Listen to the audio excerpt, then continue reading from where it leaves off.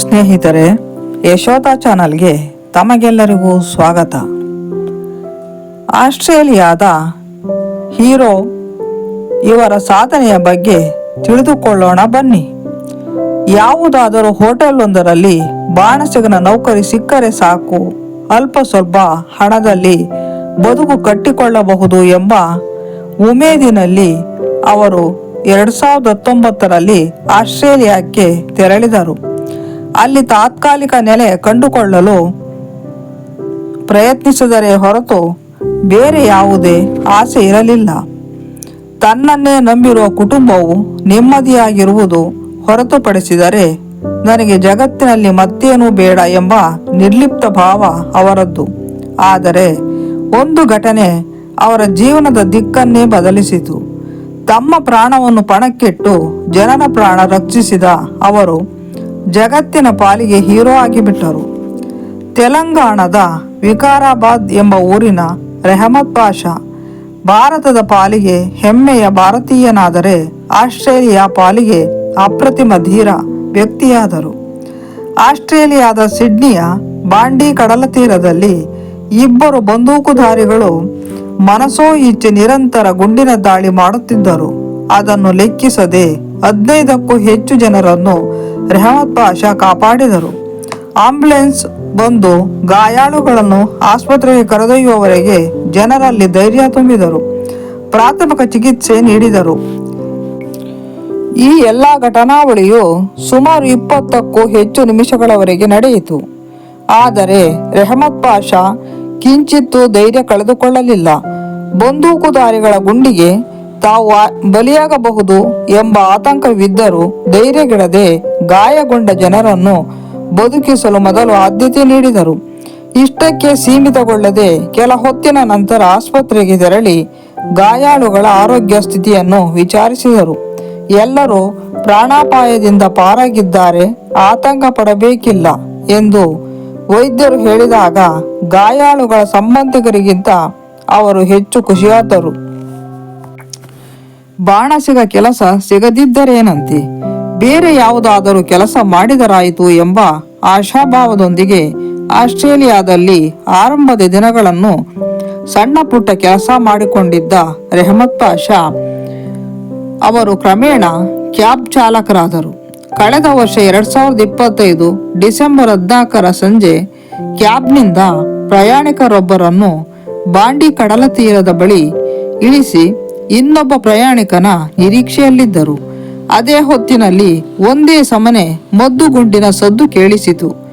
ಜನರು ಸಂಭ್ರಮದಿಂದ ಪಟಾಕಿ ಸಿಡಿಮದ್ದುಗಳನ್ನು ಹಾರಿಸುತ್ತಿರಬಹುದು ಎಂದು ಭಾವಿಸಿದರು. ಆದರೆ ಅದು ಸಂಭ್ರಮಾಚರಣೆಯಲ್ಲ, ಬಂದೂಕುಧಾರಿಗಳ ಗುಂಡಿನ ದಾಳಿ ಎಂದು ತಿಳಿಯಲು ಹೆಚ್ಚು ಸಮಯ ಬೇಕಾಗಲಿಲ್ಲ.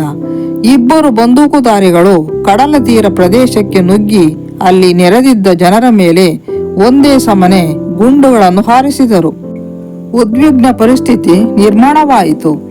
ಕ್ಯಾಬ್ನಲ್ಲಿ ಕೂತುಕೊಂಡೇ ಎಲ್ಲವನ್ನು ವೀಕ್ಷಿಸುತ್ತಿದ್ದ ರೆಹಮತ್ ತಕ್ಷಣವೇ ದಾಳಿಯಾಗುತ್ತಿರುವ ಸ್ಥಳಕ್ಕೆ ತೆರಳಿದರು. ಗುಂಡಿನ ದಾಳಿಯಿಂದ ಗಾಯಗೊಂಡ ಜನರನ್ನು ಸಮೀಪದ ಮರಗಳು, ಕಟ್ಟಡಗಳ ಬಳಿ ಕರೆದೊಯ್ದು ಅಲ್ಲಿ ಮರೆಯಾಗಿಸಿದರು.